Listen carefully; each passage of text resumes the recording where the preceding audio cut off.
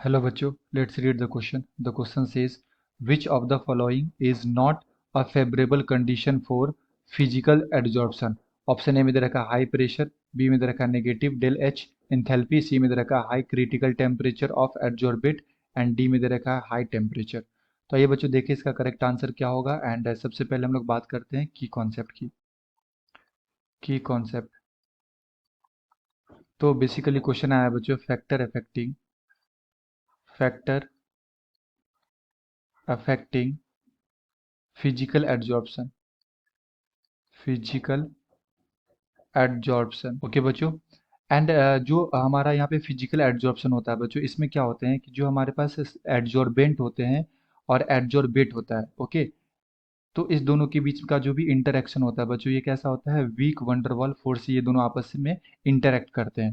तो जो मॉलिक्यूल्स होता है बच्चों, इसे हम लोग क्या बोलते हैं, एडजॉर्बेट, एडजॉर्बेट बोलते हैं। एंड इस सरफेस को क्या बोलते हैं, इसे बोलते हैं एडजॉर्बेंट।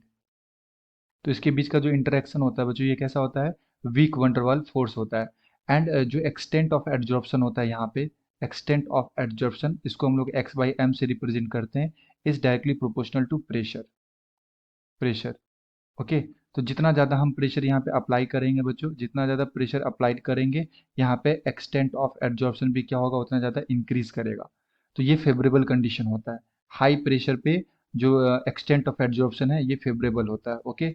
सेकेंड में दे रखा बच्चों निगेटिव इंथैल्पी।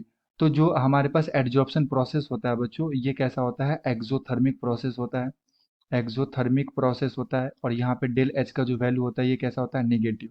और ऐसा इसलिए होता है क्योंकि जो हमारे पास एडजॉर्बेंट होते हैं, इस ये एडजॉर्बेंट का रेसिड्यूअल फोर्स क्या होते हैं, डिक्रीज होते हैं, है ना। लाइक इसके सरफेस पे फ्री वैलेंसीज होते हैं, तो जब भी गैस मॉलिक्यूल्स इस पे आके अट्रैक्ट करेंगे, तो ये गैस का जो रेसिड्यूअल फोर्स होता है बच्चों, ये क्या होने लगता है, डिक्रीज होता है। एंड ये रिलीज होता है in the form of heat. So it is a exothermic process. तो बी भी क्या है, इसका फेवरेबल कंडीशन है। सी में दे रखा है बच्चों high critical temperature of adsorbate. Okay. तो क्रिटिकल टेम्परेचर, तो बेसिकली क्रिटिकल टेम्परेचर हम लोग डिटरमाइन करते हैं बच्चों, है ना, जब भी हमें लिक्विफिएशन देखना पड़ता है किसी भी गैसेस मॉलिक्यूल्स का। जिस भी गैस का ज़्यादा क्रिटिकल टेम्परेचर रहेगा, है ना, क्रिटिकल टेम्परेचर हाई रहेगा, इसका मतलब ये हुआ कि जो उसका लिक्विफिएशन होता है बच्चों, ना, लिक्विड में कन्वर्ट होने की जो क्षमता होती है, वो भी क्या होती है, ज़्यादा होती है। So high critical temperature, more, हम लोग बोल सकते हैं more radially, more more radially the gas, the gas is liquefied, is liquefied. Okay. And gas अगर लिक्विफाइड हो जाएगा, देन जो सरफेस है हमारे पास, उसके साथ इंटरेक्ट अच्छे से करेगा, एंड जो एक्सटेंट ऑफ एडजॉर्प्शन है, ये क्या हो जाएगा बच्चों, बढ़ जाएगा। सो सी भी फेवरेबल कंडीशन है। एंड डी में दे रखा बच्चों high temperature. So this is a exothermic process. जो हमारे पास गैस होते हैं, वो सॉलिड के ऊपर क्या होते हैं बच्चों, एडजॉर्ब होते हैं। एंड यहाँ पे हमारे पास गैस सॉलिड एड्जॉर्प्शन होगा, एंड देन यहाँ पे हीट क्या होगा बच्चों, रिलीज होगा। So according to Le Chatelier principle, क्या होता है कि कोई भी अगर हमारे पास एक्सोथर्मिक रिएक्शन है, और यहाँ पे हम लोग क्या कर रहे हैं बच्चों, टेम्परेचर को इंक्रीज कर दें। तो एक्सोथर्मिक प्रोसेस में अगर टेम्परेचर को इंक्रीज करते हैं, तो जो रिएक्शन का डायरेक्शन होता है, वो बैकवर्ड शिफ्ट हो जाता है। ओके। ये कैसे शिफ्ट होता है बच्चों, बैकवर्ड शिफ्ट हो जाता है।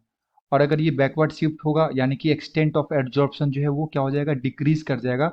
गैसेस मॉलिक्यूल सॉलिड के ऊपर अच्छे से अट्रैक्ट नहीं हो पाएंगे, ठीक है, जब हम लोग टेम्परेचर को क्या करेंगे, इंक्रीज करेंगे। तो ये क्या है, इसका नॉन फेवरेबल कंडीशन।